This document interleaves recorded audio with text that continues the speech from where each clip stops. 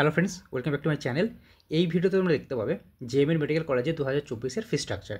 এই কলেজে total seat হচ্ছে 150। স্টেট কোটার ক্ষেত্রে টোটাল ফিস হচ্ছে 25 লাখ টাকা।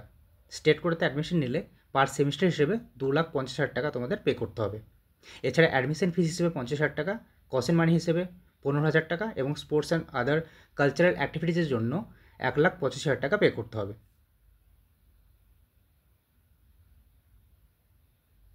ম্যানেজমেন্ট কোটার ক্ষেত্রে টোটাল ফিস হচ্ছে 88 লাখ টাকা।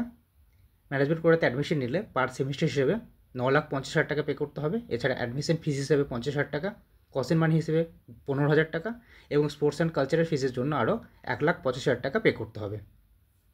এনআরআই কোটার ক্ষেত্রে টোটাল ফিস হচ্ছে 91,44,000 টাকা। এবার দেখো হোস্টেল ফিস। তো এই কলেজের হোস্টেল ফিসগুলো সব কোটার ক্ষেত্রে সেম।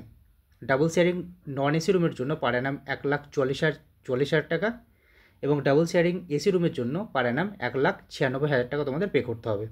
এছাড়া হোস্টেল অ্যাডমিশন ফিস হিসেবে 10,000 টাকা এবং কজন ডিপোজিট হিসেবে আরও 15,000 টাকা পে করতে হবে।